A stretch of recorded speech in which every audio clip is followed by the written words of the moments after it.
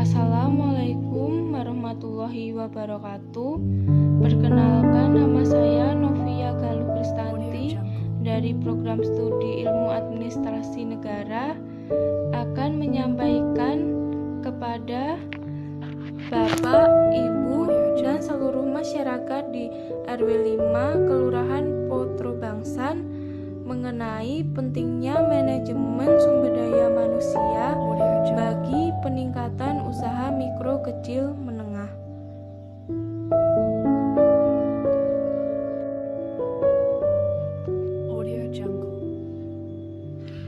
Nah, selanjutnya saya akan menjelaskan tentang pengertian manajemen sumber daya manusia. Yang pertama, menurut para ahli, menurut Henry Simamora, MSDM merupakan pendayagunaan, pengembangan, penilaian, pemberian balasan jasa, dan pengelolaan terhadap individu anggota organisasi atau kelompok bekerja. Yang kedua, menurut Rival, MSDM merupakan salah satu bidang dari manajemen umum yang meliputi segi-segi perencanaan, pengorganisasian, pelaksanaan, dan pengendalian. Menurut T. Hani Handoko, MSDM merupakan penarikan, seleksi, pengembangan, pemeliharaan, dan penggunaan sumber daya manusia untuk mencapai tujuan-tujuan individu maupun organisasi. Jadi dapat disimpulkan bahwa manajemen sumber daya manusia merupakan pengembangan sumber daya manusia di dalam organisasi untuk mencapai tujuan di dalam organisasi tersebut. Nah, selanjutnya saya akan menjelaskan mengenai pengertian usaha mikro, kecil, menengah. Menurut Rujito, UMKM merupakan usaha kecil yang membantu perekonomian Indonesia. Dikatakan membantu perekonomian Indonesia disebabkan karena dengan melalui UMKM akan membentuk lapangan kerja yang baru serta juga meningkatkan devisa negara dengan melalui pajak badan usaha. Yang kedua, menurut Ina Primiana, UMKM merupakan aktivitas atau kegiatan ekonomi yang menjadi penggerak pembangunan Indonesia. Ialah seperti industri manufaktur, agribisnis, agraris, dan sumber daya manusia. Dalam arti ini mengindikasikan bahwa UMKM ini mengandung arti pemulihan perekonomian Indonesia dengan melalui pengembangan sektor perdagangan untuk program pemberdayaan masyarakat yang membutuhkan pekerjaan. Jadi, dapat disimpulkan bahwa pengertian UMKM merupakan kegiatan usaha dengan mendirikan usaha kecil untuk memulihkan perekonomian masyarakat dan membentuk lapangan pekerjaan. Nah, yang selanjutnya saya akan menyampaikan beberapa pokok pembahasan. Ada 4, yaitu yang pertama, tantangan yang dihadapi UMKM dalam mengelola MSDM. Yang kedua, keterampilan dasar UMKM untuk mengelola MSDM. Yang ketiga, strategi peningkatan MSDM di dalam UMKM. Dan yang keempat, yaitu hal penting untuk peningkatan MSDM di dalam UMKM. Nah, yang selanjutnya saya akan menjelaskan apa sih tantangan yang dihadapi UMKM dalam mengelola MSDM. Nah, yang pertama, kesulitan dalam rekrutmen. Nah, UMKM biasanya kesulitan untuk menentukan standar dalam melakukan rekrutmen. Yang kedua, mengembangkan kompetensi pegawai. Nah, di sini dijelaskan bahwa pemilik UMKM jarang yang memahami potensi yang dimiliki pegawainya dan hanya fokus pada kegiatan produksi. Yang selanjutnya, menetapkan upah pegawai. Pelaku UMKM pada umumnya sulit memperhitungkan hasil produksi dengan upah pegawai yang akan diberikan. Nah, yang selanjutnya, memisahkan biaya usaha dan belanja keluarga. Di sini dijelaskan bahwa UMKM sering mencampur adukan biaya usaha belanja keluarga, maka biaya belanja usaha tidak jelas.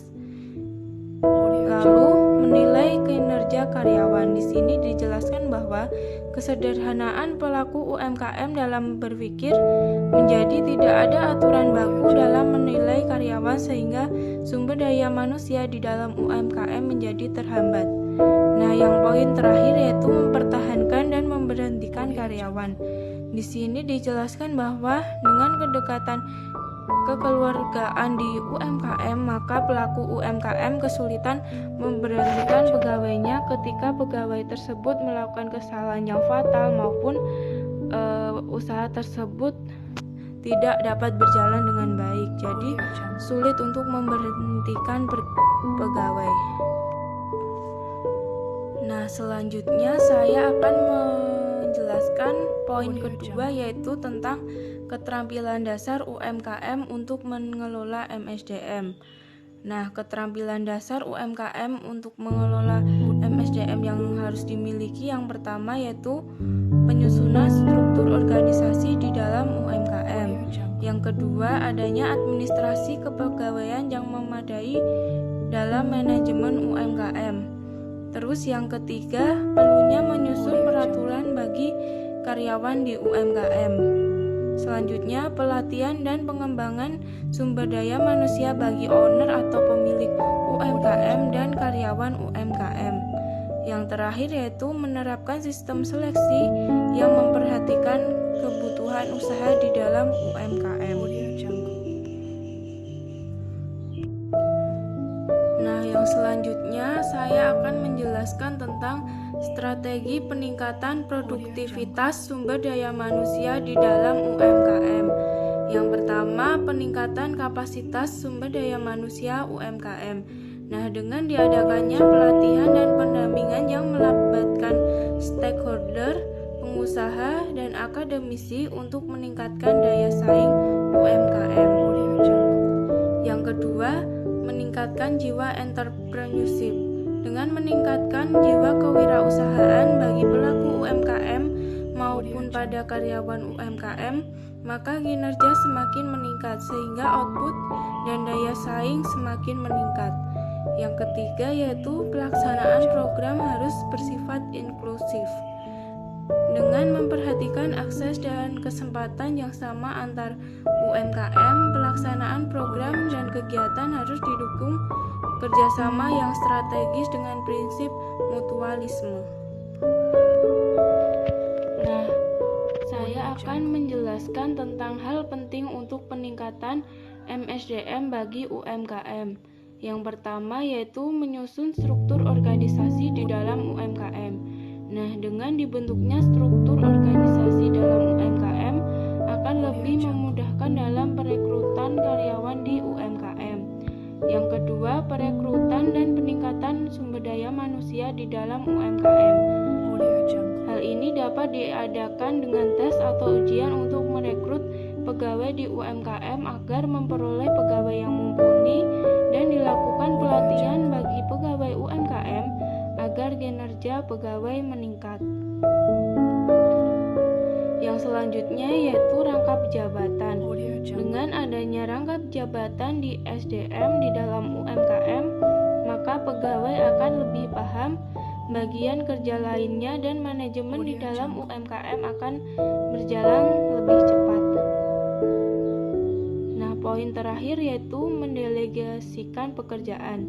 Nah, yang dimaksud di sini adalah memberikan pekerjaan pelaku usaha UMKM kepada karyawan agar pelaku UMKM mengetahui bahwa karyawan di UMKM tersebut ditempatkan di bagian yang sesuai dengan kemampuan bidang yang dikerjakan.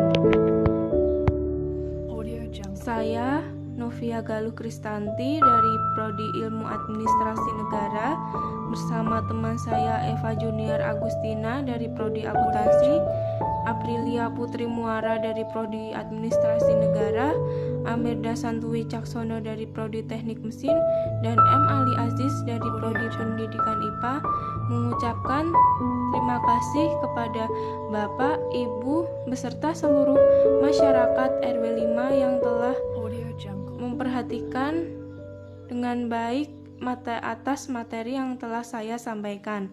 Semoga materi yang saya sampaikan saat ini dapat bermanfaat bagi Bapak, Ibu, dan masyarakat di RW 5. Banyak salah kata, mohon maaf. Wassalamualaikum warahmatullahi wabarakatuh.